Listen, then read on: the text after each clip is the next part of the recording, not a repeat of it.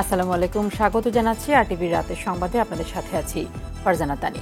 সম্পদের হিসাব গোপন করলে সরকারি কর্মচারীরা চাকরিচ্যুত হতে পারে বলে হুঁশিয়ার করেছেন জনপ্রশাসন সচিব ডক্টর মোহাম্মদ মোখলেসুর রহমান। তিনি জানিয়েছেন ৩০ নভেম্বরের মধ্যে ১৫ লাখ সরকারি চাকরিজীবীকে ২০২৪ সালের সম্পদের হিসাব দিতে হবে, আর প্রতি বছর ৩১ ডিসেম্বরের মধ্যে জমা দিতে হবে হিসাব বিবরণী।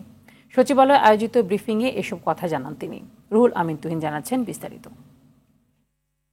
সরকারি কর্মচারীদের সম্পদের হিসাব দিতে গেল ১ সেপ্টেম্বর নির্দেশ দেয় জনপ্রশাসন মন্ত্রণালয়। সরকারি কর্মচারী আচরণ বিধিমালায় প্রতি বছর ৩১ ডিসেম্বরের মধ্যে হিসাব দেওয়ার বিধান রয়েছে। বিকেলে জনপ্রশাসন মন্ত্রণালয়ের সিনিয়র সচিব ডক্টর মোখলেসুর রহমান জানান, চলতি বছর ৩০ নভেম্বরের মধ্যে সম্পদের হিসাব জমা দিতে হবে। এখন থেকে অন অ্যান্ড নাও, যেমন আমি বলে দিচ্ছি ২০২৪ সালের বিষয়টা ৩০ নভেম্বরের মধ্যে জমা দিতে হবে। আর এরপর থেকে প্রতি বছর যাতে বারবার এটা বলতে না হয়, আইনটা চেঞ্জ করতে না হয়, প্রতি বছরের ৩১ ডিসেম্বরের মধ্যে জমা দিতে হবে। এবং দেওয়ার প্রসিডিউর কাকে কি, আমাদের এই খবরটা ডাউনলোড হতে হতে কয়েকদিন লাগবে। আর আপনারা এই মেসেজ দেওয়ার সাথে আজকেই সবাই জেনে যাবে, অ্যালার্ট হবে। একটাই তো কারণ, এটা দিয়ে দেখবেন যে কিছু কিছু মাত্রায় যারা এই যে আমাদের কি বলবো জায়েন্ট হয়ে গেছিল না, ফাইন্যান্সিয়াল জায়েন্ট, এটাই বোধহয় বলা ভালো, তারা অন্তত সচেতন হবে। এবং অনেক জায়গায় আমি আশাবাদী দুর্নীতিতে একটা লাগাম টানা হবে। এটা হিসাব লুকানোর শাস্তিও তুলে ধরে সচিব জানান, অপরাধ ভেদে লঘু ও গুরুদণ্ডের বিধান রাখা হয়েছে। সর্বোচ্চ শাস্তি বরখাস্ত আর সর্বনিম্ন হিসেবে পদের অবনমন হতে পারে। এটার মাত্রার একটা পর্যায়ে গেলে তখন গুরুদণ্ড হয়। গুরুদণ্ড 4টা আছে, আপনারা জানতে চাইলেন, দেখে আমি স্পেল আউট করতেছি, বলছি। ক, নিম্ন পদ বা নিম্ন বেতন গ্রেডে অবনিয়মিতকরণ। যে পদে আছে তার চেয়ে 1 স্কেল নামানো, যে গ্রেডে আছে তাকে 1 স্কেল গ্রেডে নামানো, এটা হলো গুরুদণ্ড। খ, এটার গুরুত্ব বুঝে আইনানুগভাবে বাধ্যতামূলক অবসর প্রদান। It depends on the gravity of the offence. গ, চাকরি হইতে অপসারণ। ঘ, চাকরি হইতে বরখাস্তকরণ। সরকারি চাকরিতে প্রবেশের বয়সসীমা নিয়ে চলমান আলোচনাকে গুজব বলে উড়িয়ে দেন জনপ্রশাসনের সিনিয়র সচিব। আমি তো এক কথা বলে দিলাম, গুজবে কান দেবেন না। রুহুল আমিন তুহিন, আরটিভি, ঢাকা। নিউ ইয়র্কে জাতিসংঘের ৭৯তম সাধারণ অধিবেশন চলাকালে দ্বিপাক্ষিক বৈঠক করবেন প্রধান উপদেষ্টা ডক্টর মোহাম্মদ ইউনুস ও মার্কিন প্রেসিডেন্ট জো বাইডেন। পাশাপাশি পাকিস্তানের প্রধানমন্ত্রী শাহবাজ শরীফ সহ আরও কয়েকজন রাষ্ট্র ও সরকার প্রধানের সাথে বৈঠক করবেন ইউনুস। এদিকে ঢাকায় প্রধান উপদেষ্টার সঙ্গে তাঁর কার্যালয়ে সাক্ষাৎ করেছেন জাতিসংঘের আবাসিক সমন্বয়কারী গোয়েন লুইস ও ইরানের রাষ্ট্রদূত মানসুর চাভশির। এ সময় দেশের প্রতিষ্ঠানগুলোর পুনর্গঠন সহ পুলিশ ও নির্বাচনী সংস্কারে জাতিসংঘের সহায়তার কথা জানান গোয়েন লুইস। ইরানের রাষ্ট্রদূতও ব্যবসা বাণিজ্য, শিক্ষা, স্বাস্থ্যসহ অর্থনৈতিক ক্ষেত্রে দ্বিপাক্ষিক সহযোগিতা এগিয়ে নেয়ার ওপর আগ্রহ প্রকাশ করেন।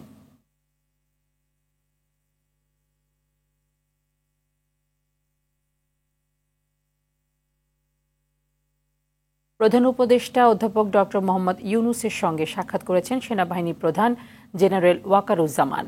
প্রধান উপদেষ্টার কার্যালয়ে তাঁর সঙ্গে সাক্ষাৎ করেন সেনাপ্রধান। এ সময় দেশের আইন শৃঙ্খলা পরিস্থিতি সহ নানা বিষয়ে আলোচনা করেন তারা। এছাড়া দেশের সার্বিক পরিস্থিতির উন্নতিতে সেনাবাহিনীর সক্রিয় ভূমিকার প্রশংসা করেন ডক্টর মোহাম্মদ ইউনুস।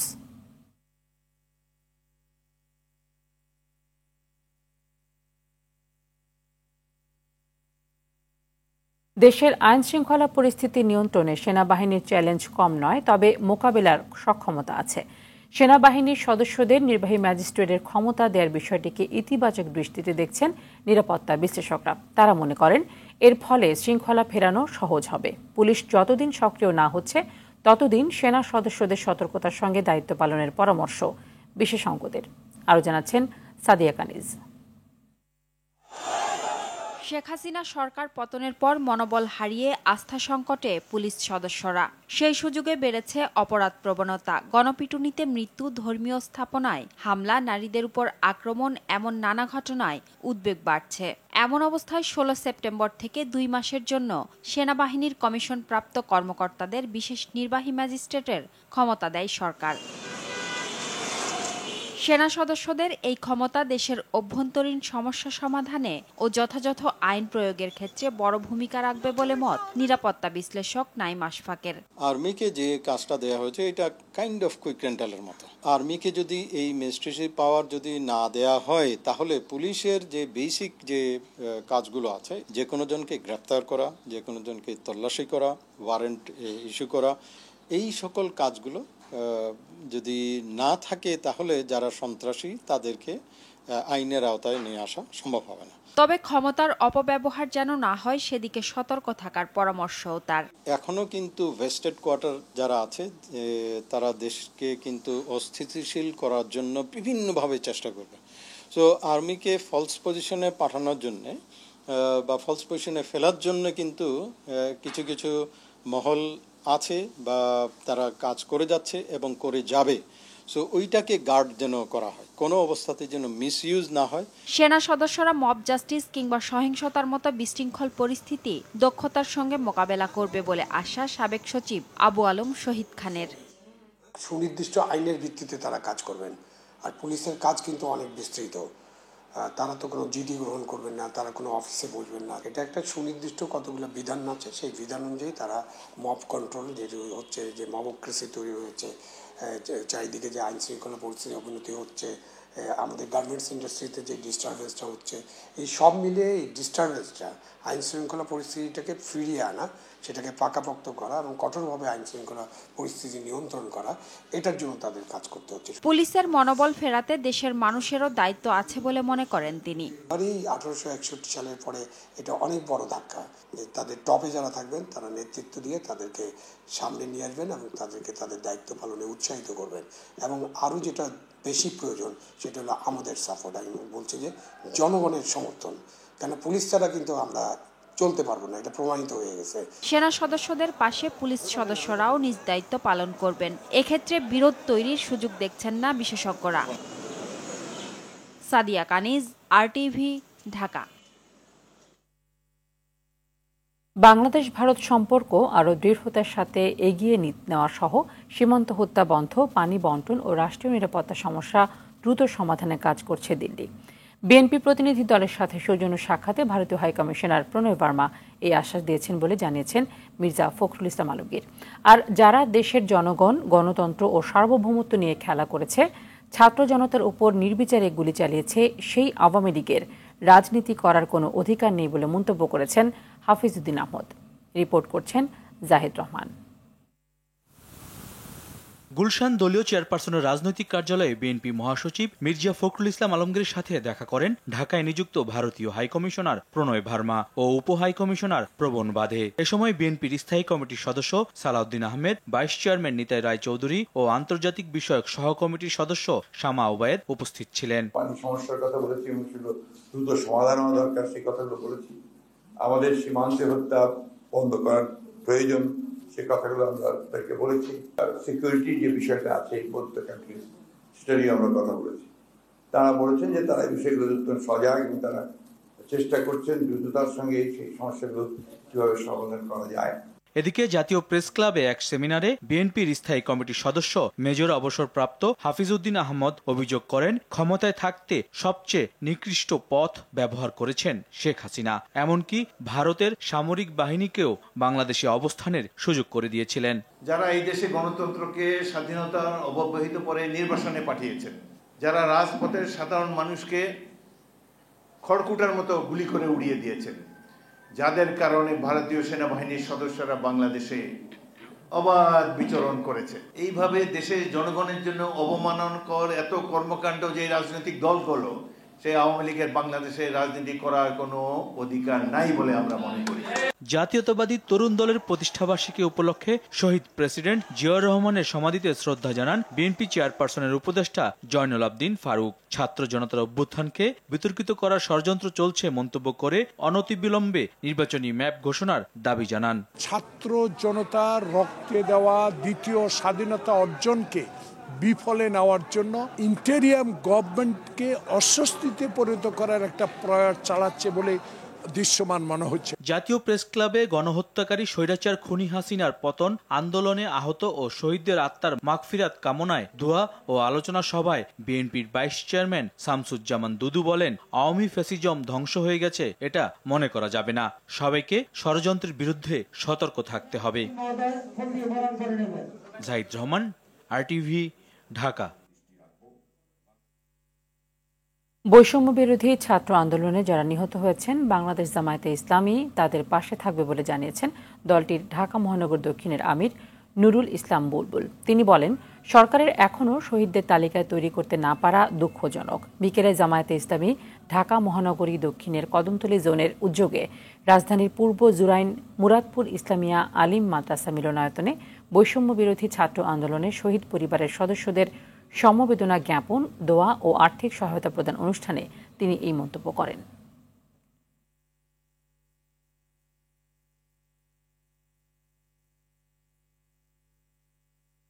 15.5 বছরের অন্ধকারের বাংলাদেশ আলোর পথ খুঁজে পায়, তাহলে শুধু দুটি চোখ নয়, প্রয়োজনে আমার জীবন দিতে রাজি আছে, তাতে আমার কোনো আপত্তি নেই, আনন্দিত আলহামদুলিল্লাহ। এই হাত হারা, চোখ হারা, পা হারা পঙ্গু ভাইদের বাংলাদেশকে আর নতুন করে কাউকে পঙ্গু বানাতে দেওয়া হবে না।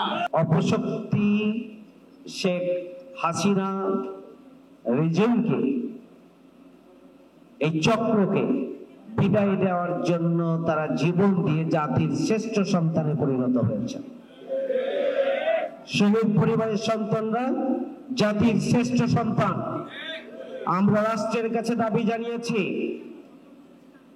যারা শহীদ হয়েছে এবং আহত হয়েছে তাদেরকে রাষ্ট্রের বীর সন্তান হিসাবে,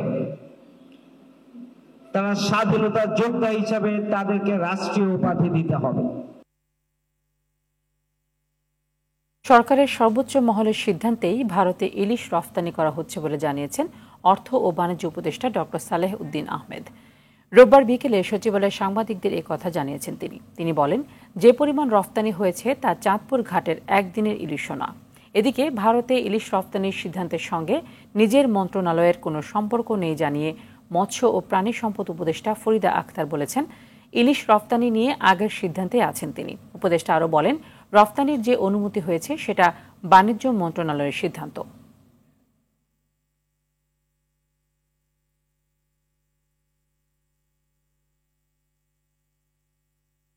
ভারতে রফতানির খবরে ইলিশের বাড়ি চাঁদপুরের মোকামেও জাতীয় মাছের দাম বেড়েছে লাফিয়ে। রাজধানীর বাজারে লেগেছে আগুন, ফলে কম দামে ইলিশ খাওয়ার আশায় ঘুরে বালি। ভরা মৌসুমে অস্বাভাবিক মূল্য বৃদ্ধিতে হতাশ ক্রেতা। বিক্রেতারা বলছেন, নদীতে মাছ কম ধরা পড়ায় বেড়েছে দাম, তার উপরে আছে রফতানির প্রভাব। এদিকে ভারতে ইলিশ রফতানি বন্ধে অন্তর্বর্তী সরকারকে লিগ্যাল নোটিশ দিয়েছেন আইনজীবী মাহবুবুল হাসান। আরও জানাচ্ছেন মাইদুর রহমান রুবেল। আওয়ামী লীগ সরকারের আমলে দুর্গাপূজায় ভারতে ইলিশ উপহার রেওয়াজে পরিণত হয়েছিল। মৎস্য অধিদপ্তরের হিসেবে গত 4 বছরে ভারতে রপ্তানি হয় 5,541 মেট্রিক টন ইলিশ। অন্তর্বর্তী সরকার দায়িত্ব নিলে মৎস্য ও প্রাণী সম্পদ উপদেষ্টা জানিয়েছিলেন, এবার ভারতে ইলিশ পাঠানো হবে না। 1.5 মাস না যেতেই দেশটিতে 3,000 মেট্রিক টন ইলিশ রপ্তানির ঘোষণা দেন সরকার। রপ্তানির খবরে চাঁদপুরে হু হু করে বাড়ছে রূপালী ইলিশের দাম। একদিনের ব্যবধানে কেজি প্রতি মাছটির দাম বেড়েছে 1 থেকে 200 টাকা। মাছের দাম অনেক চওড়া, মানে মাছ কিনতে এসে খুবই হতাশ হলাম। এখানে দেখতেছি ঢাকার তুলনায় দামটা খুবই বেশি চওড়া।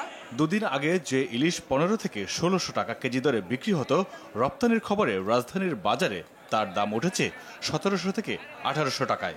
আর 1 কেজির বেশি ওজনের ইলিশ বিক্রি হচ্ছে 2000 টাকা কেজি দরে। ইলিশের দাম একটু বেশি, এখন কেজি ব্যালেন্সটা চলতেছে 1700। এর মধ্যে একটু চাপ দিছে, এই হিসাবে একটু বাড়তি। দেশের মানুষকে ইলিশের স্বাদ গ্রহণ করতে না দিয়ে ভারতে রপ্তানির সিদ্ধান্তে ক্ষোভ জানান ক্রেতারা। ইলিশ মাছ খাওয়ার ব্যাপারে যে আশাটা করছিলাম সে আশা পূরণ হয়নি। যেটা ইলিশ না যাওয়ার কারণে কিছুটা বাজার কমতি ছিল, এখন যে সিদ্ধান্ত নিতেছে ইলিশ মাছ বাজারে, যদি ইলিশ মাছ ইন্ডিয়া নেয় তাহলে মাছের বাজার আরো অনেকটা বাড়বে। আমরাই তো খেতে পারবো না, ভারত তো দিব দূরের কথা, কিভাবে সরকার দিব এটা সরকারই ভালো জানে। ভারতের সাথে শেখ হাসিনার ইলিশ নীতি এখনো বহাল রয়েছে বলে মনে করেন অনেকে। মাইদুর রহমান রুবেল, আরটিভি, ঢাকা। 48 ঘন্টার পরে প্রশাসনের আশ্বাসে রাঙামাটিতে ডাকা অনির্দিষ্টকালের পরিবহন ধর্মঘট প্রত্যাহার করে নিয়েছে পরিবহন মালিক ও শ্রমিক সংগঠনগুলো। রোববার সন্ধ্যায় জেলা প্রশাসকের সম্মেলন কক্ষে অনুষ্ঠিত সভায় এ সিদ্ধান্ত নেওয়া হয়। এ সময় জেলা প্রশাসক Mohammad Mosharraf Hossain Khan, police super doctor S M. Farhad Hossain, সদর জোনের commander lieutenant colonel Ershad Hossain Chowdhury সহ পরিবহন ও শ্রমিক নেতারা উপস্থিত ছিলেন। এ সময় পরিবহন মালিক শ্রমিক নেতৃবৃন্দ তাদের দাবি উপস্থাপন করলে জেলা প্রশাসনের আশ্বাসে পরিবহন সংশ্লিষ্ট নেতৃবৃন্দ তাদের ধর্মঘট প্রত্যাহার করেন।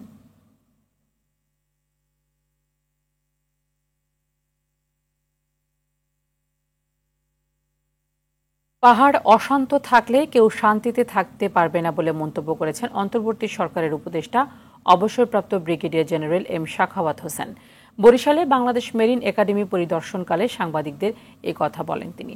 গেল 15 বছরে বিভিন্ন মন্ত্রণালয়ে পুকুর সাগর নয় দুর্নীতির মহাসাগর চুরি হয়েছে বলেও মন্তব্য করেছেন শাখাওয়াত হোসেন। এ সময় শেখ হাসিনা সেনানিবাসের GOC major general Abdul Kaiyum Molla, Barishal range DIG Mohammad Manzur Morshed Alam উপস্থিত ছিলেন।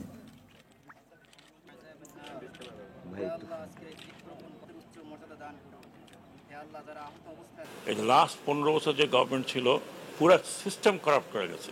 আমি যা দেখেছি এটাকে সাগর চুরি বলা যায় না, প্রশান্ত মহাসাগরীয় চুরির জায়গাগুলো অনেক রক্ত জড়েছে, সেনাবাহিনীর জড়েছে, আনসারের জড়েছে, পুলিশের জড়েছে, পাহাড়িদের জড়েছে, অপাহাড়িদের জড়েছে। সম্প্রীতি বজায় রাখা 14 কমিটি যে ধরি সবার যারা নেতৃত্বে আছেন তারা এই সম্প্রীতিটা বজায় রাখবেন। সম্প্রীতি বজায় না রাখলে এটা যদি আবার অশান্ত হয় সেটা কিন্তু সবারই ক্ষতি হবে।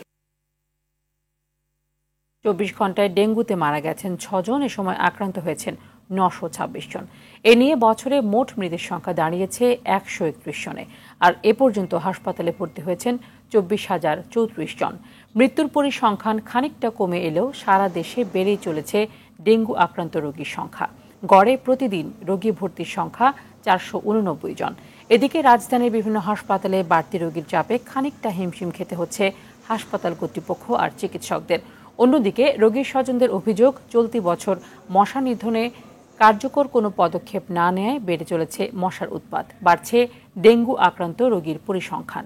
আমাদের এলাকাটা হলো ডেমরা কোনাপাড়া, ওখানটা মানে এতটা মশা, স্বাধীনতার পর থেকে ওখানে কোনো মশারও ওষুধ দেওয়া হয় না। কাউন্সিলর নাই তো এই দেশে, আপনার মশা মারবো কাটা, কি ওষুধ মশুদ দিত তৈলে মনে করেন ডেঙ্গুটা একটু কম হইতো, কিন্তু অন্তত কেউ নাই।